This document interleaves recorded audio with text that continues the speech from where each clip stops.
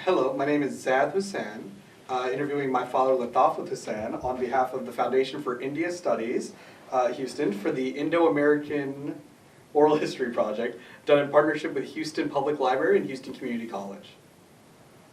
Dad, just a brief word about you.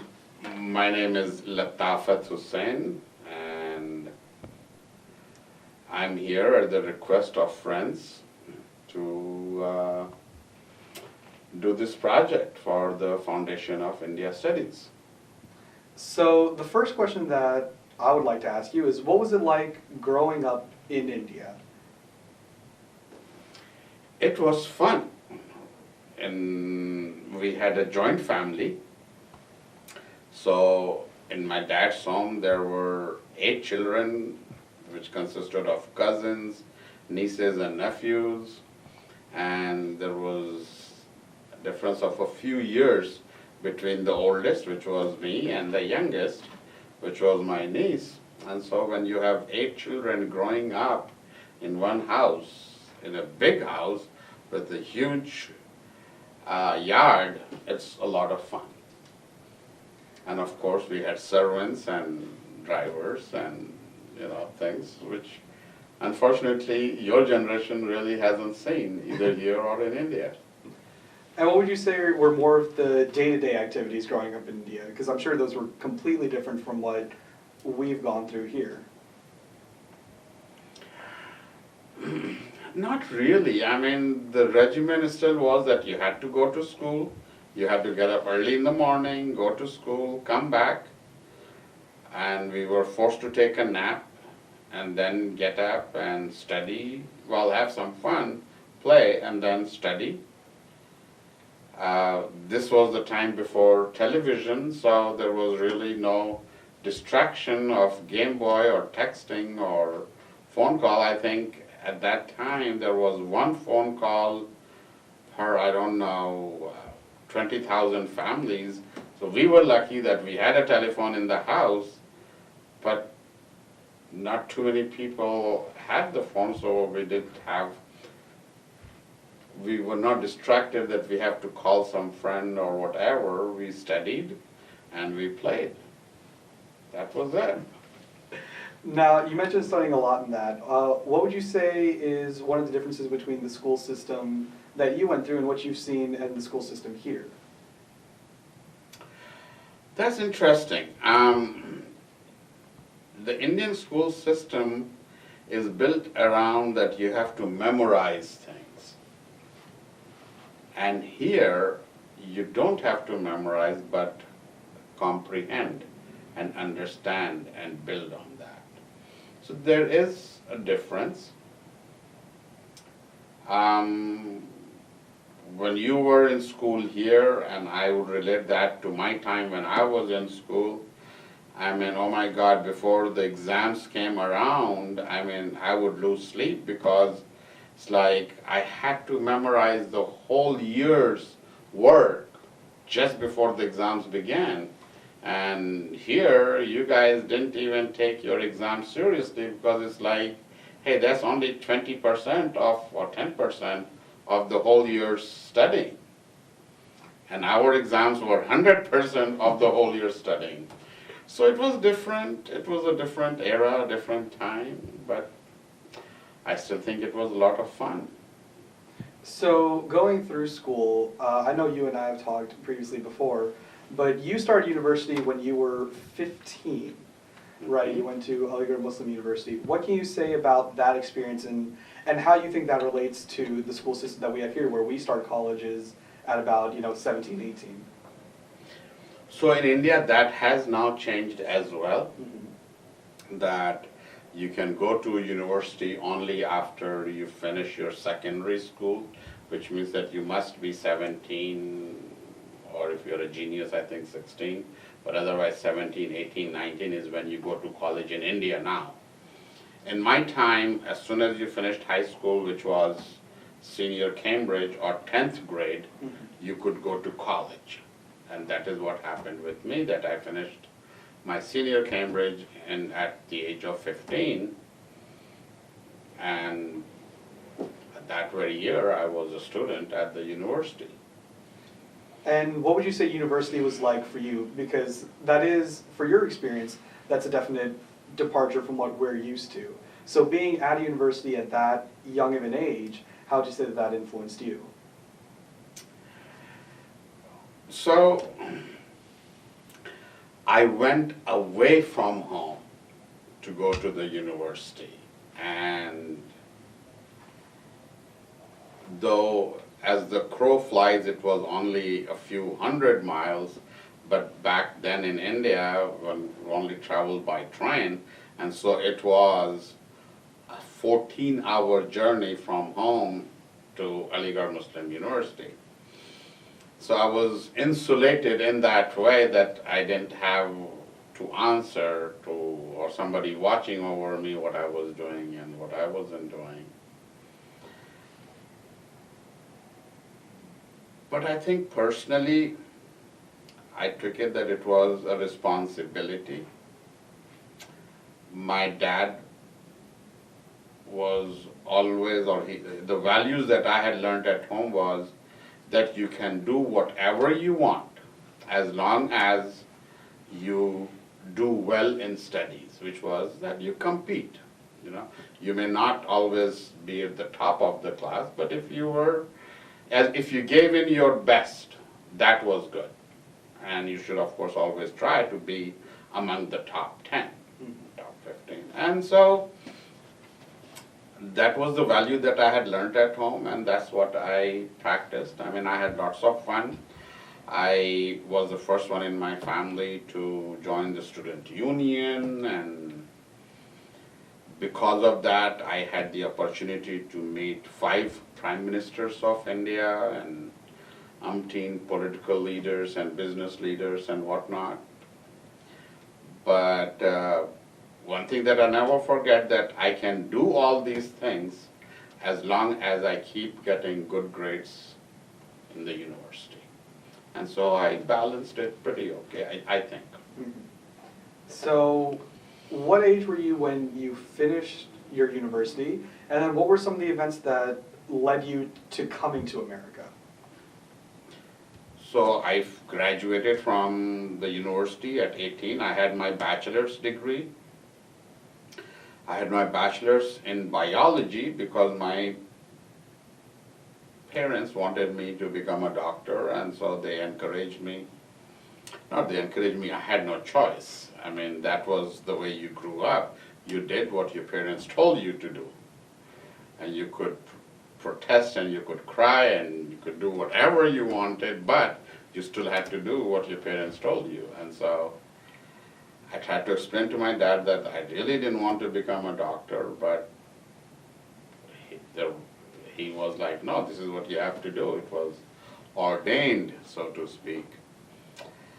So I graduated. I competed also, but did not qualify for the medical schools.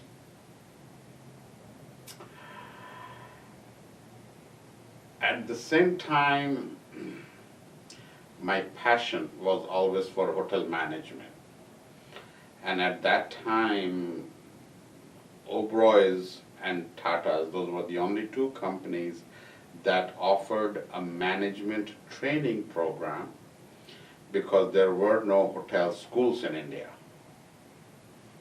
And I was very fortunate that I got accepted by the Oberoi's for their management training program.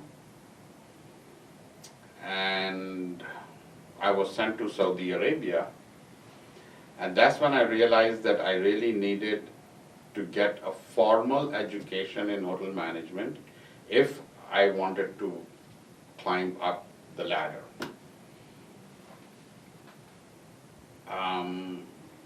I think it was also because of India, that in India, who's your father, what background you come from, how much influence your parents have, those things matter a lot in your growth.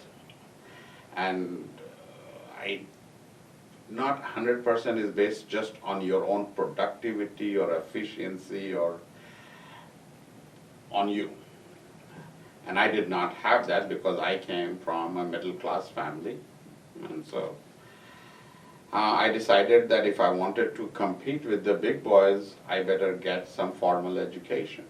And so I started looking, and I was very fortunate that I ran into an American who worked at the American consulate.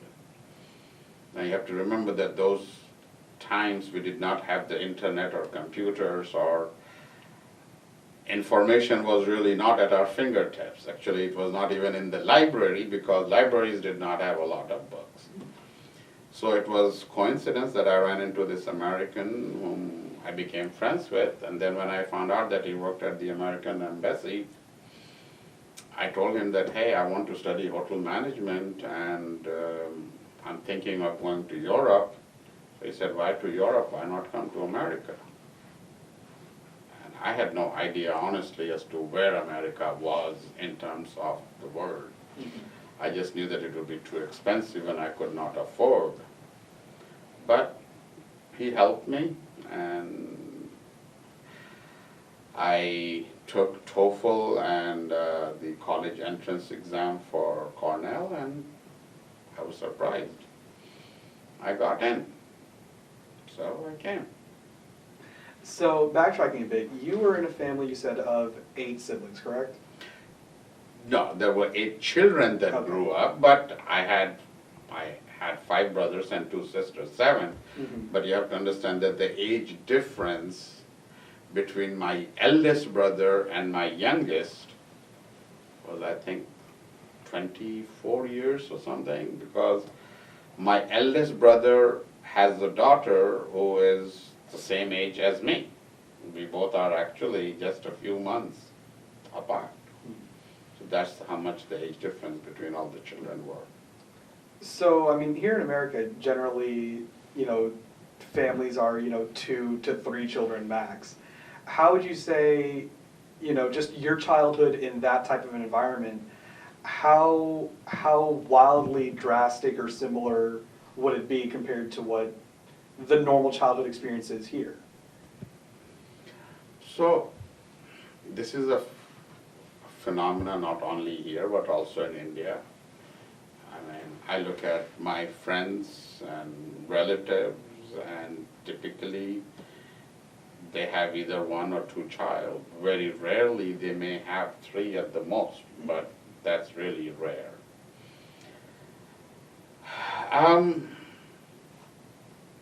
Times have changed. When I was born, the mortality rate was very high in India. I know that in my father's generation, for every 1 child that survived, 2 or 3 passed away from the first to 4 years of age. So people tended to have lots of children because they were not sure how many would survive. It was fun, but when you have such a huge family, it's a lot of fun. And I see you and your brother, that's it, 2 kids growing up. And I really sometimes pity that all the fun that you all are missing. But on the other hand, as parents, I believe that we can focus and devote more time and money and energy on 2 as opposed to 6 or 7 or 8. So it's different times, actually it's different time and not so much the place, because even in India, people are not having too many children.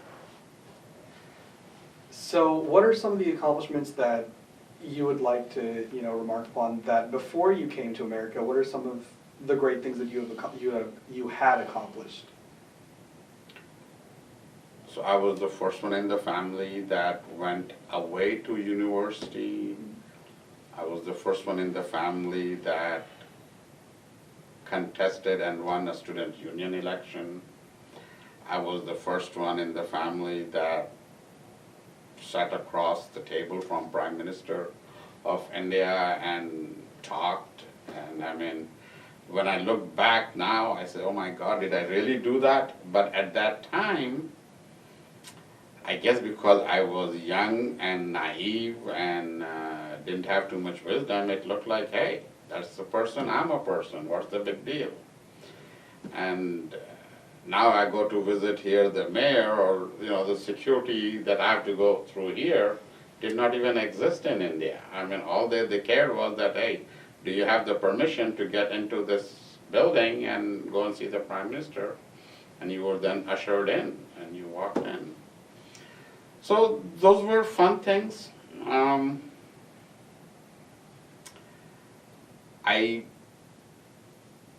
If circumstances had been different, or I guess I had been a different person, I had a lot of opportunity to join politics because my mentor was the then Foreign Minister of India, Raja Dinesh Singh, who was a king.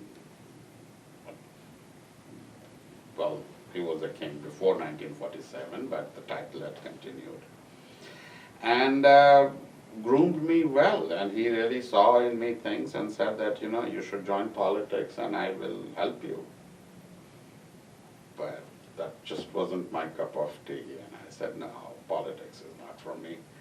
And so I wanted to pursue a career in hotel management. And here I am. Is there anything else about India that you feel the current generation doesn't get a good sense of? Something that was wholly unique to your generation growing up that the current generation may not know about or may not have any clue about?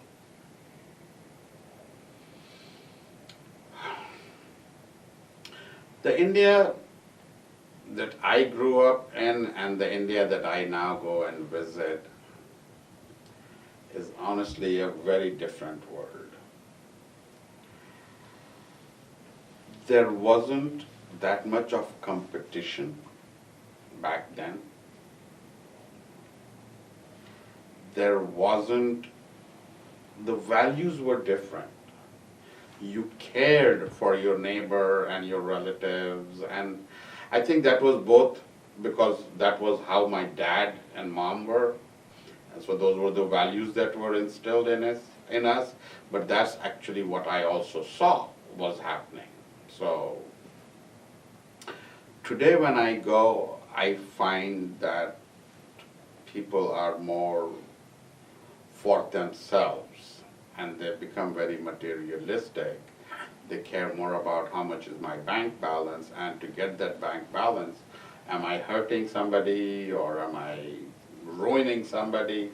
They don't care about those things. So, but that's also a phenomena of the population increase in India. I mean, per square mile in India, there are so many people that the moment you step outside the house till the time you reach wherever you are going, you are pushing and shoving or fighting to be on the road.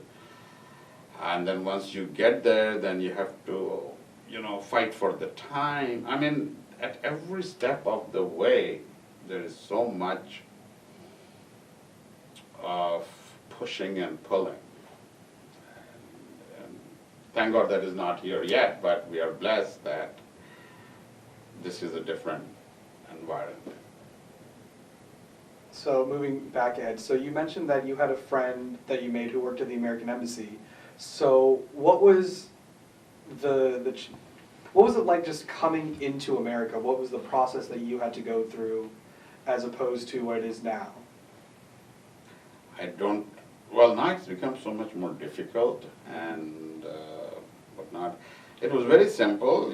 I was applying for a student visa, and to get the student visa, they needed to see my TOEFL score, which was test of English as a foreign language, and my SAT score, and also it was amazing that they had sent from another country, Cornell had sent from somebody from another country to come and interview me and to decide if I would be an asset to their university or not, which was really totally foreign to me. I mean, that was, I think, the most foreign thing for me ever. I was coming here to learn, and they were looking as to what would I contribute to Cornell. But anyway, I got some very good marks. So based on that, I really didn't have any difficulty in getting the visa. The only problem was that I thought that Cornell was in New York, and New York was the city, and so it's like, hey, no problem. There would be jobs, there would be people that I would know and whatnot. Till, of course, I landed in New York, and then I read the instructions. It said that the school bus will come and pick you up at Kennedy Airport and take you to college. So I was like, great. I was looking outside, and then we are going, and I'm like, man, where is the college? And after 5 hours, when we reached Ithaca, I mean, it was in the middle of nowhere.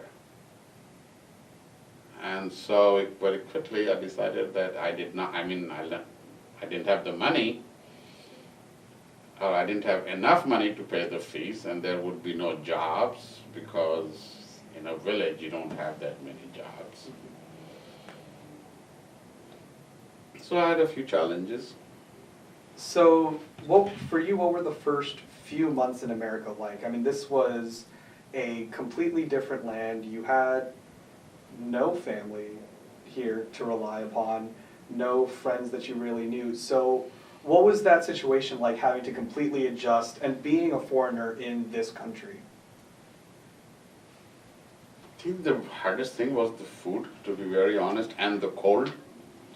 Because even though Cornell had written to me in every single this thing, prepare for cold, but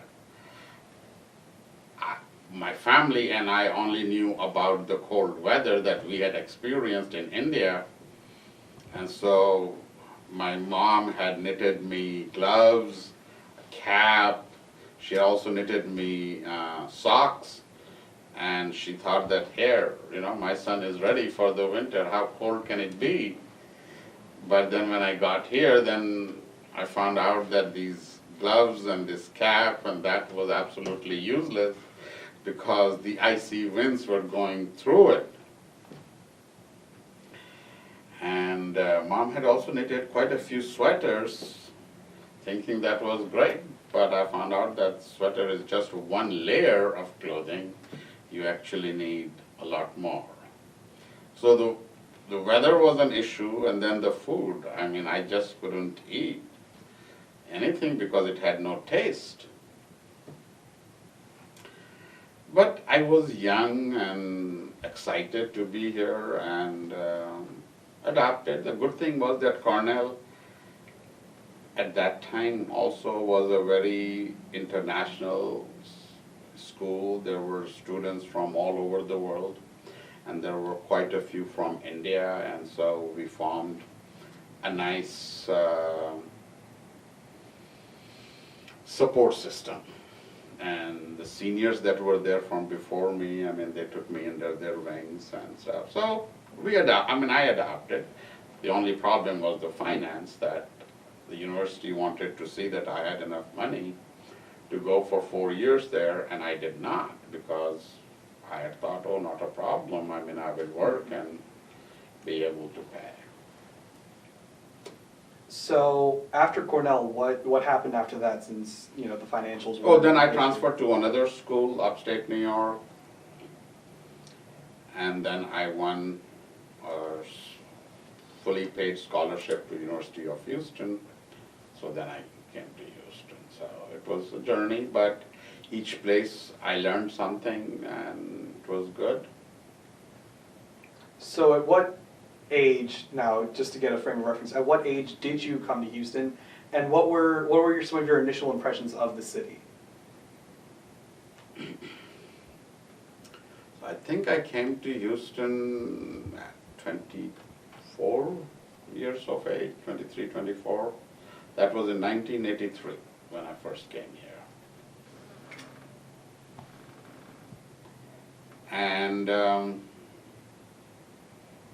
Houston was a much smaller city.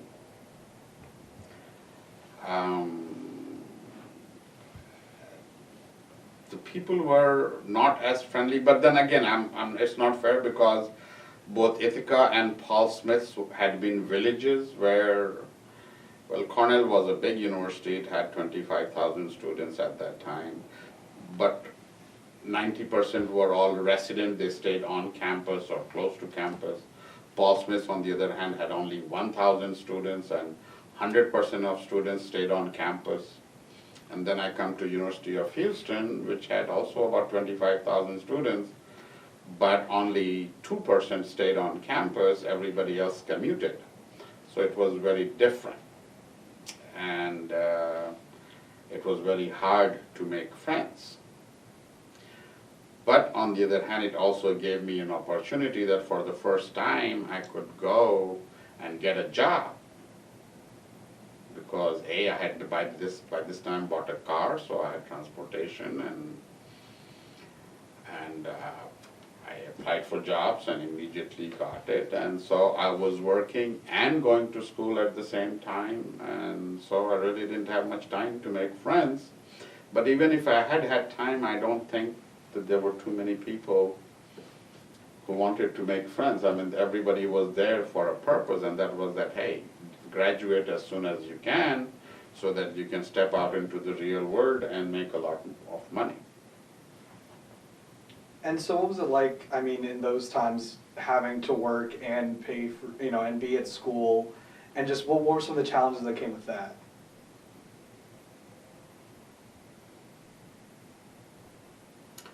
Challenges, I don't know, it was when you are young and you are focused. Life honestly goes by very fast. It's the people that don't have a focus or don't know where they are going, or they don't have to worry about paying their bills. I think they have challenges. I mean, to me, it was very clear that instead of driving a 20-year-old car and with 200,000 miles on it and no air conditioning here in Houston, and moving on to a decent car that would have at least air conditioning and would be reliable, I needed to get my degree. But even during that time, I was also focused that together with my degree, I also need to learn what America is all about. So I became the editor of the college newspaper. I became the vice president of the sophomore class. I became the president of the Hotel Motel Student Association. And so I got involved in all those things because I needed to understand the culture, I needed to understand the people. Till then, I was pretty sure that as soon as I finish this, I'm going back to India because that's where mom and dad are and my whole family is. And so I just wanted to have as much of America as I could before going back. So it was really not much of a challenge, as much as I remember it was so much fun. So between the two universities, University of Houston and Aligarh Muslim University, I mean, you were definitely involved in both. But since you were at the same time frame, what would you say is the difference in kind of the culture of the schools, the events and things that you led, and just your overall college experience between the two? So if I could picture or paint this picture, at Aligarh, I was a student leader. I never went alone. I always had a retinue of 5, 6, 10 people behind me. And if I walked into a room, people stood up and said, "Oh, please sit down, Netaji," or whatever. My professors were very differential towards me. If I didn't go to a class, not a problem, they still marked me present. If I didn't take exam, no problem, I still passed. But here, I was doing all these things, and yet I was really a nobody. Nobody ever stood up for me or gave me their chair. And I had to do all this by myself. In Aligarh, I just had to say, I want this, or I want this to be done, and it would get done. Somebody would do it. Here, if I needed something to be done, I had to do it myself. So It was two different worlds, honestly, and both were good in their own ways. And I think for me, they both were very educational. Because I am today because I learned from both of them. So, shifting a little bit, being an Indian in America, did you feel that identity was a very big part of you? I mean, when you came here, going through Cornell, going to St. Paul's, being at U of H, how important was it for you to retain as much of the culture that you had just left with you? Truthfully, I never felt there was an identity issue till you guys started growing up, and my wife reminded me that, if you don't change and do things, then they will grow up more American than they will grow up Indians.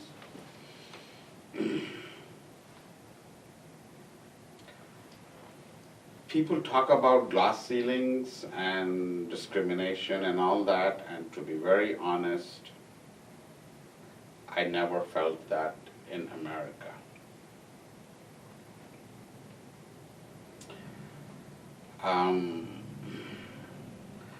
I love to travel, and I would go, and I have been to Europe often and to many different places, and I would see visible signs of racial discrimination or religious discrimination in Europe, but I never really felt that here in America ever.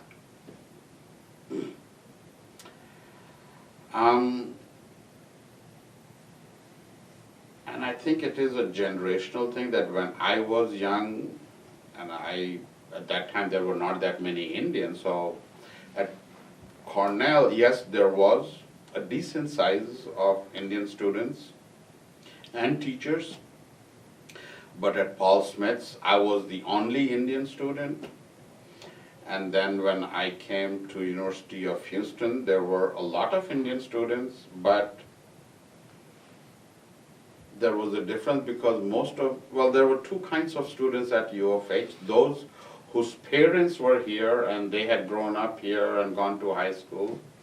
And then there were people like me who were immigrants who had just come here to study. And I could see that the local Indian kids did not treat us the same way because they thought, oh, these guys, they would stay away from us. So it was interesting. And so the foreign students, and whether they be from India or Pakistan or Bangladesh, or there were some from Nepal, a lot of from China and Vietnam, we all kind of hung around together at University of Houston. But language had a big impact, so the Chinese kind of were with them because they could all talk in Chinese. And even in the Indians, the North Indians and the South Indians, because we spoke Hindi, and the South Indians spoke the different dialects that they speak, so it was different. But it was not so bad. And I really did not feel any discrimination as such, either because I was a Muslim or because I was from India or because I was brown.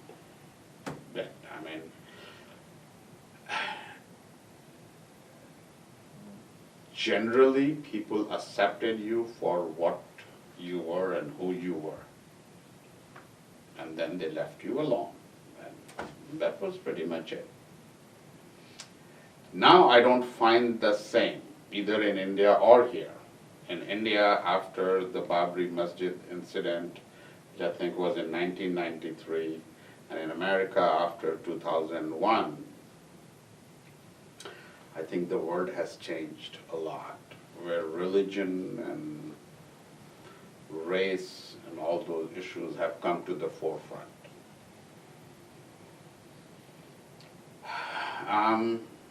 It's a very different world than the one that I grew up in or that I lived in before 1993. Being an Indian before 1993 and then being an American before 2001. And that is why in 2006 we started, and then in 2008 we formally launched the Indian Muslims Association of Greater Houston, because my goal was to let everybody know that, hey, we are no different than other people, and what the American media and the television and things paint us is really not true, because you are just getting a little bit of a soundbite. And through our own actions and community work, we will show that we are the same as anybody else.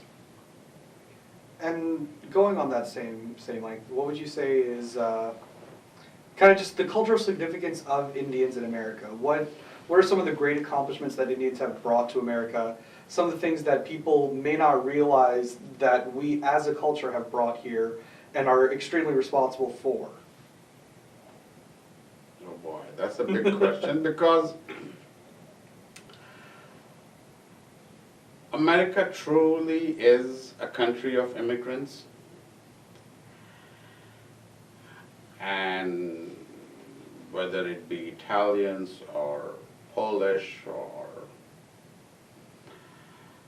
I don't know, Indians, Pakistan, everybody has brought something. But the Indians, majority of the Indians that came to this country were either already highly educated, or they were already professionals when they came here, or they came to study and then went on to do exceedingly well. So I personally think that an average American looks at an Indian with respect.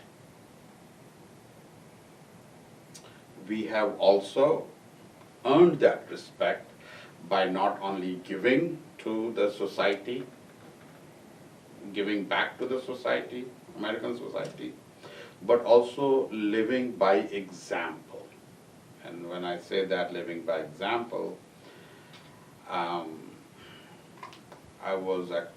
so there really have been so many wonderful and great Indians that have contributed so much to the American society that it wouldn't be fair to just name one or two or three. But in the contemporary, I mean, Deepak Chopra is one perfect example, or Fareed Zakaria is another example. Locally right here, my friend Mustafa Tamiz, who actually advises the mayor and the governor of Texas as to what to do and what not to do, and I jokingly times say that, hey, I mean, you're the only brown person I know that tells a white man what to do. And they do it. Mm-hmm. Right. So that's kind of a joke, tongue-in-cheek. So that's, you know, we have really contributed. The only thing is that I wish that Indians would just stop focusing on being doctors and engineers and go on into other fields like politics. Well, we have at the moment a congressman, 3 congressmen from India. But at the state level, at the city level, at every level, we need to get into high school education, we need to get into banking more and politics and all different walks of life except just being doctors and engineers. So kind of scaling back that question, putting it in a more personal aspect, and then talking about political aspirations, what is it? Because, I mean, growing up, you and I have always assisted with different political campaigns. Yep. And so, what would you say, as far as your contributions are, because you are an incredibly political person, what would you say are some of your contributions in the political world for the betterment of Indians, or just for the betterment of the community that you live in? So I don't know if it is for the betterment of Indians per se, because I am both a precinct chair and a precinct judge in the area that I live in. And so I serve all the people that are living in that community, and there are very few Indians, mostly Caucasians and other races. But I do that from a sense of duty that when people come to cast their vote and they see this brown man and who looks different, speaks with an accent, and they can never pronounce his name, maybe they will learn that, hey, I need to do also, because unfortunately Americans, this is one of the oldest democracies, and yet the number of people that exercise their right to vote is less than 50%. What a shame. So that's why I am a precinct judge and I am a precinct chair. I am a Democrat. I'm a registered Democrat, and so I help my party. And so as you know, we have done fundraiser for congressmen at our house. We have done fundraiser for mayor at our house. We have done for county judge. So and help them. And you've gone out with me at 11 o'clock at night to put out signs and posters and whatnot. And then we've gone to I don't know how many of campaign rallies. But that's just to show that we must, if we are to be taken seriously, participate in the community and raise our voice and raise our concerns. As an American first, and then as an Indian. And so, as a Muslim as well as an Indian, Islam is a minority in India as well as in America. And how would you feel that, just how important is it for Muslims and Islam in general to be dealing with the way that the world's been changing and how the perception of the religion has changed over the past, dozen years? Wow,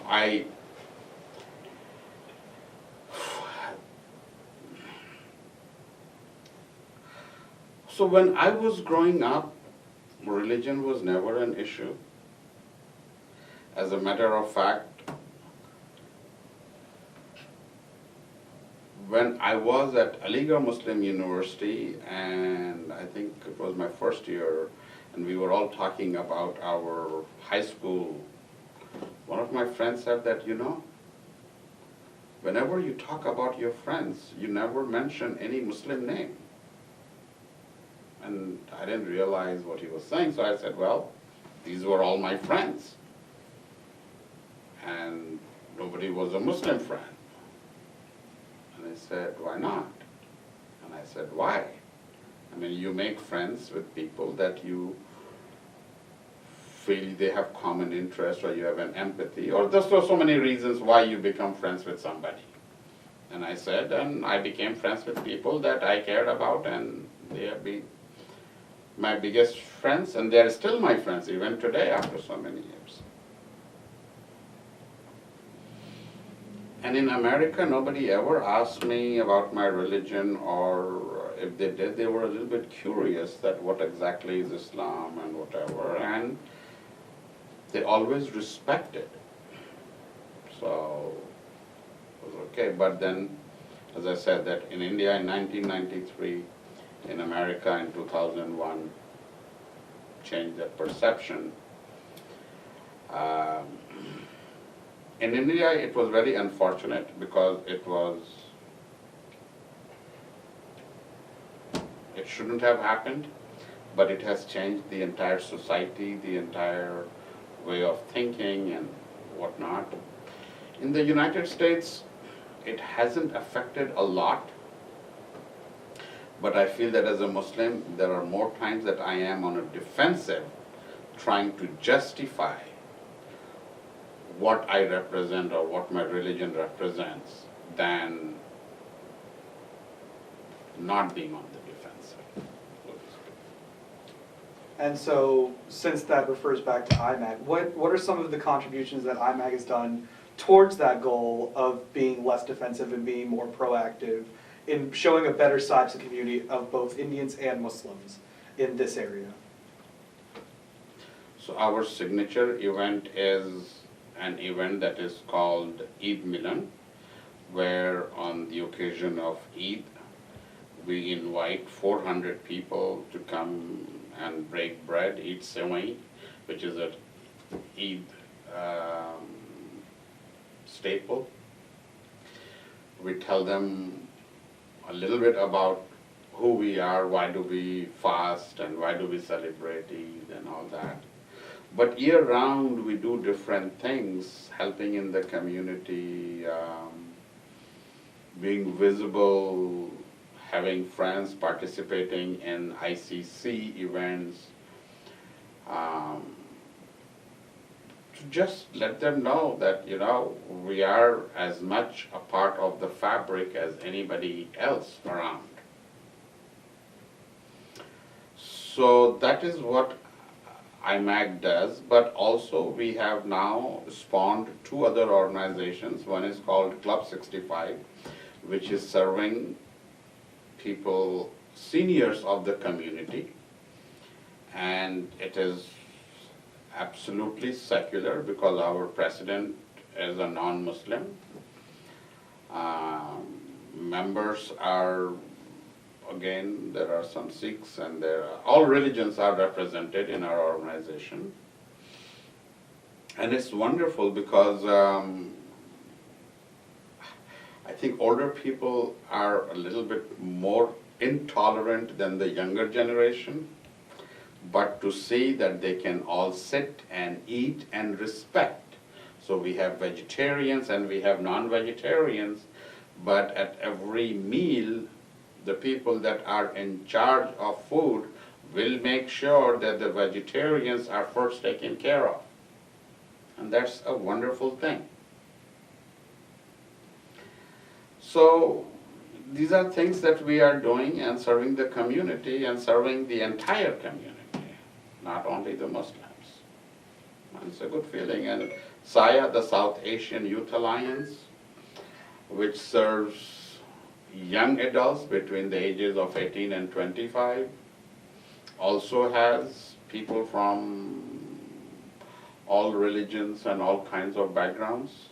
It's called actually the South Asian Youth Alliance. So not only is it people from different religions, but also Indians, Pakistanis, Nepalese, Sri Lankans,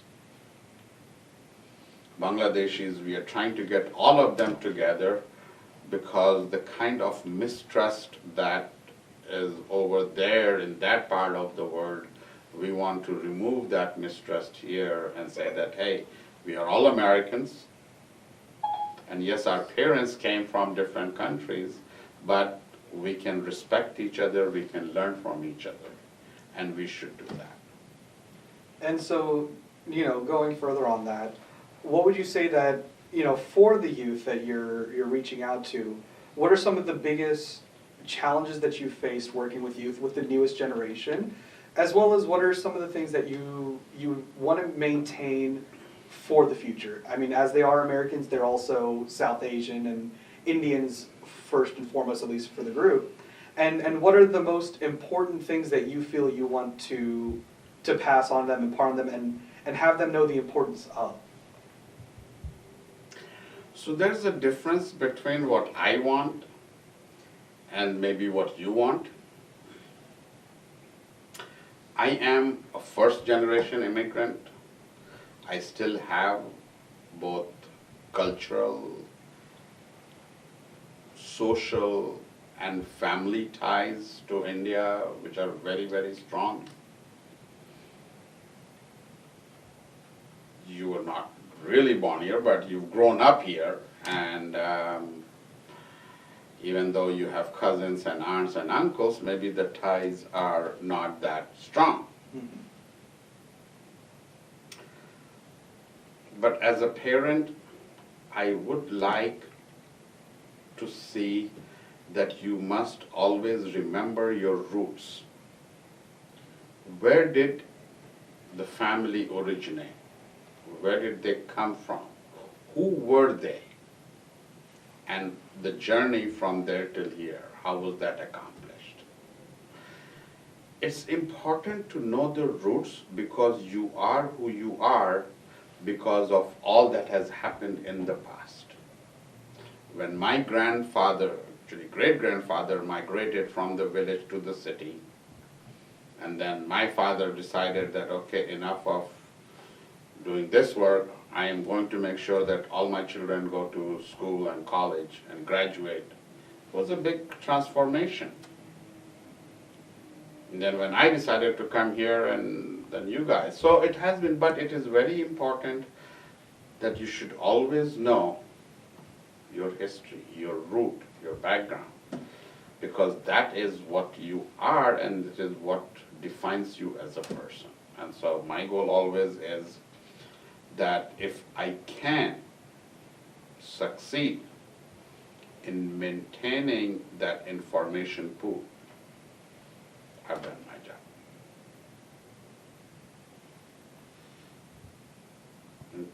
Thank you so very much for all these questions. I think it was fun for me. I hope it was fun for you as well. I guess I would like to definitely thank to Foundation for India Studies for having put this thing together, because it's very, very educational. Thank you. Thank you.